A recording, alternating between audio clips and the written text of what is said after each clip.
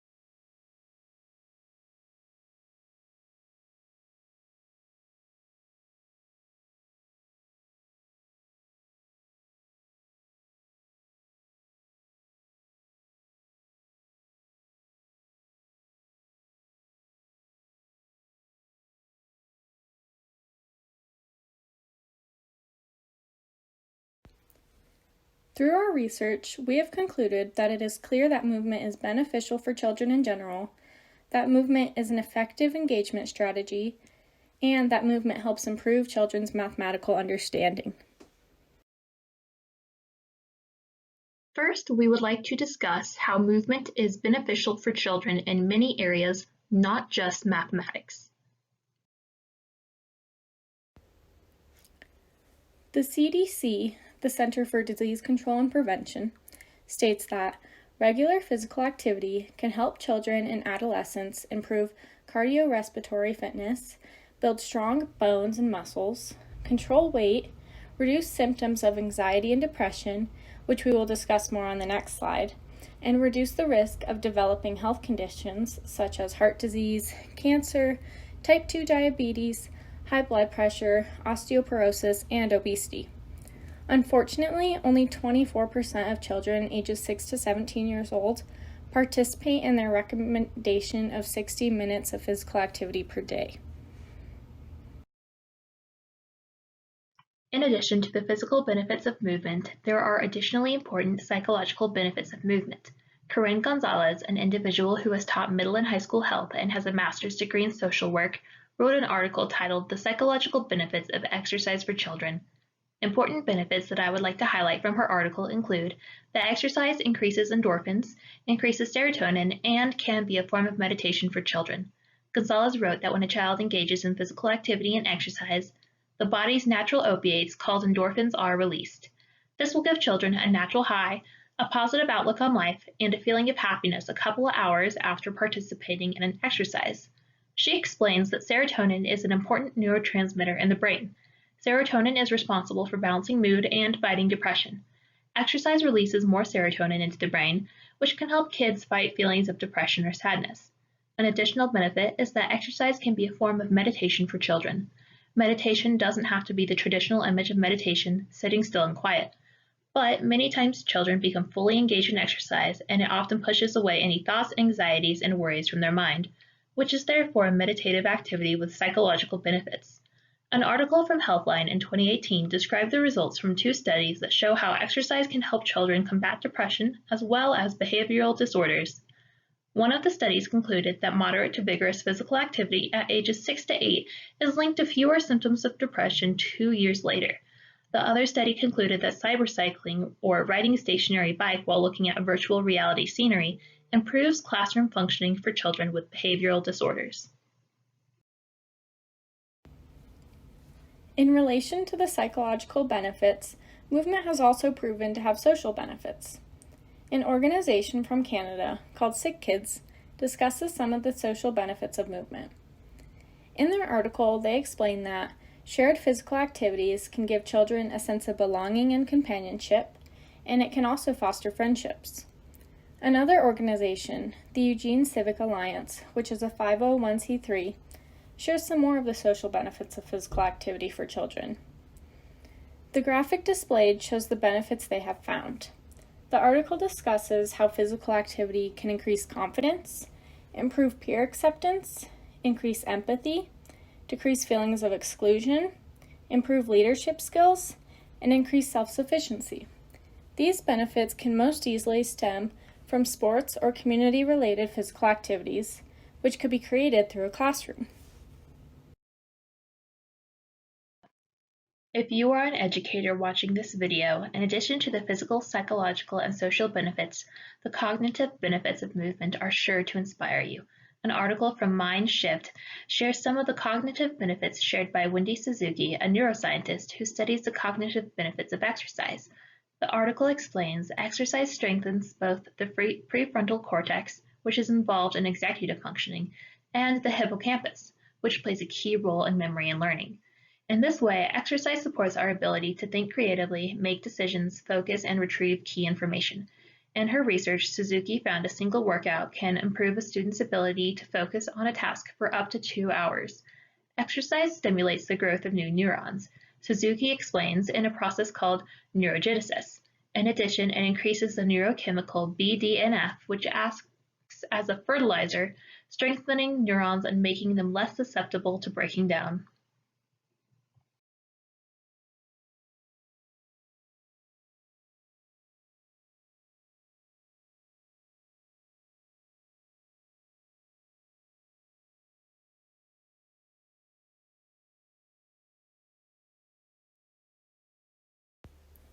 Now we are going to more specifically discuss the benefits of movement in the classroom, which the CDC refers to as classroom physical activity. The CDC says that classroom physical activity is any physical activity done in the classroom. It can take place at any time and occur in one or several brief periods during the school day.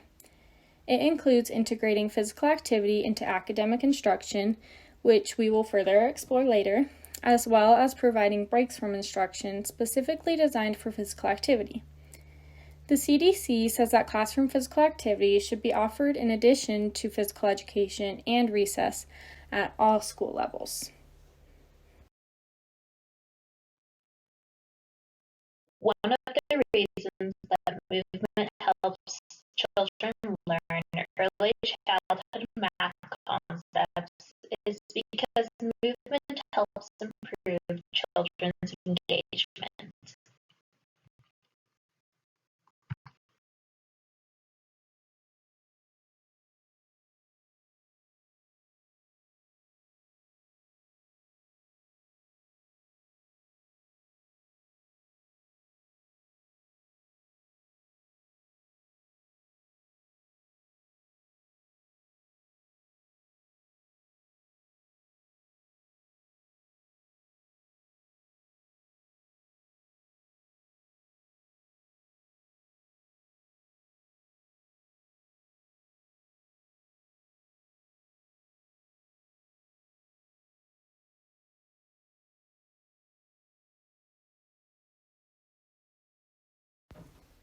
Unfortunately, many traditional math education programs are boring, stagnant, and oftentimes focus on rote learning.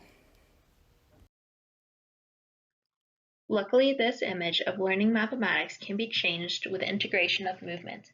An article from the Eurasia Journal of Mathematics, Science and Technology Education titled Movement-Based Mathematics Enjoyment and Engagement Without Compromising Learning Through the Easy Minds Program reported student and teacher perceptions of the Encouraging Activity to Stimulate Young Minds program, which is a school-based physical activity integration intervention that is designed to enhance learning and engagement in mathematics and increase physical activity levels in children using movement-based learning experiences.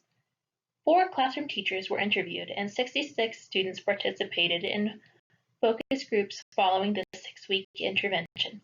The study found that embedding movement-based learning throughout the school day across mathematics had a significant positive effect on children's enjoyment and engagement in mathematics and physical activity levels.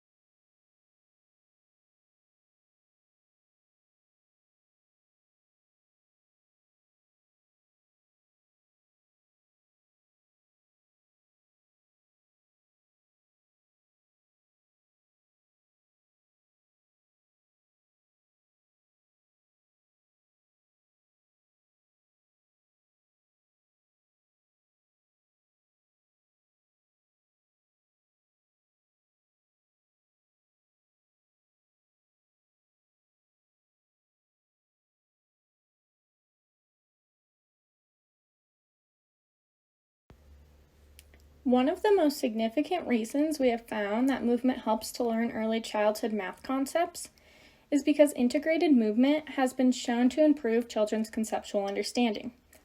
While doing research, one of the articles we read said, research highlighted mathematics as among the most difficult subjects. Mathematics is known as a killer paper, and children often struggle to comprehend the mathematics concepts introduced in classrooms. As future educators, we want to ease this challenge for students, and research shows us that incorporating movement into the math curriculum can luckily help solve this. A study conducted in 2016 in Denmark examined motor-enriched learning activities and how they affected mathematical performance in pre-adolescent children. The study included 186 children from the first grade level from 3 different Danish public schools, containing 9 different school classes in the Copenhagen area. The students were divided into 3 groups for different mathematics teaching methods: a control group that received conventional mathematics instruction, 1 fine motor math group, and 1 gross motor math group. The intervention lasted for 6 continuous weeks and included 3 weekly math lessons of approximately 60-minute duration. The gross motor movement group focused on integrating gross motor movements into the learning activities covering the mathematical curriculum, gross motor enrichment, and used different gross motor movements to support the mathematical principles and procedures that were being acquired. Desks and chairs were moved to the sides in the classroom, ensuring adequate space for performing gross motor movements. Children in the gross motor movement group performed interlimb gross motor movements that alternated between dynamic and static movements and involved a large range of movements, as in skipping, crawling, hopscotching, throwing, or one-legged balance. The gross motor movements were performed while solving mathematical problems throughout all of the lessons, which again lasted approximately 60 minutes each. A standardized math test was used to assess the participants before, at the end of the experiment at 6 weeks, and again 2 weeks later at 8 weeks. The results show that all of the group's math scores improved from the initial test to the 6-week test, although the gross motor group's performance was significantly greater than the fine motor group's. A subgroup analysis revealed that the normal math performers benefited from gross motor math. The effects were partly accounted for by visual spatial, short-term memory, and gross motor skills. The study concludes participation in math lessons focusing on integrating gross motor activity can positively contribute to mathematical achievements in pre-adolescent children.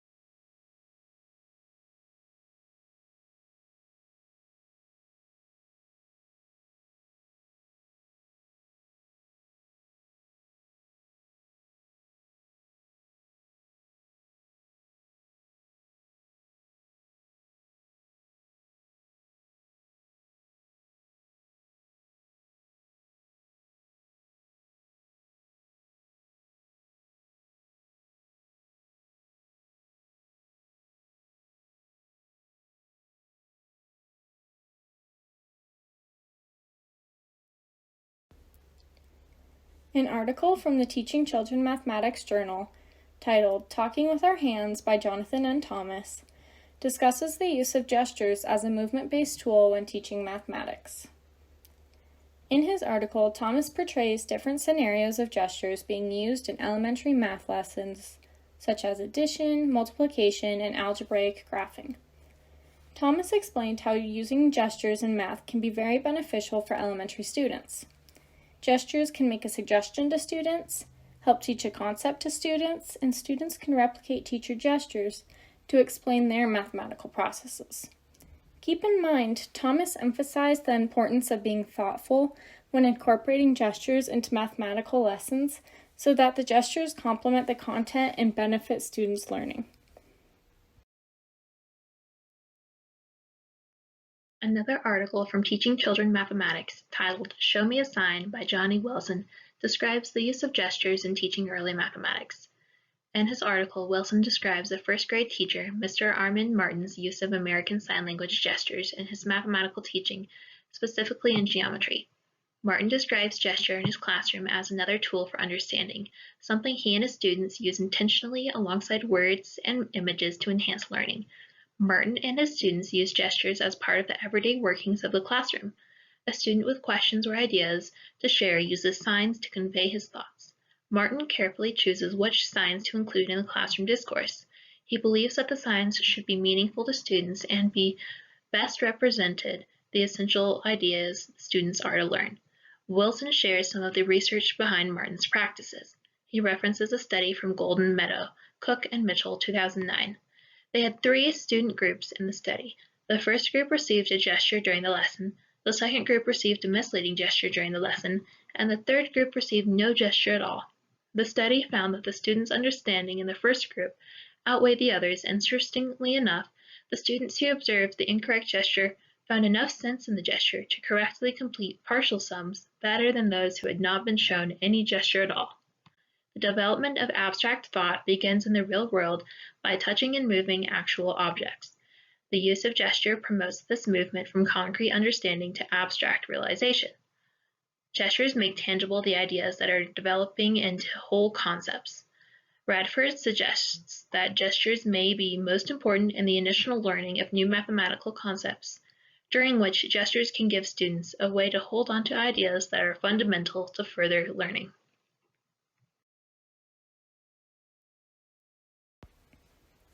Movement is important in all aspects of early childhood education, and it is especially exciting that when integrated into mathematics, it can strengthen students' engagement and support students' conceptual understanding of early childhood math concepts. We want to challenge you to begin incorporating movement into math to experience the positive impacts that it will have on your students. To support you, all of the lesson idea videos on our YouTube channel incorporate movement into math. We hope these will be useful resources for you to use directly or as inspiration for your future math lessons. Thank you so much for watching. We hope you learned something new during this video and are inspired to incorporate more movement in early childhood mathematics.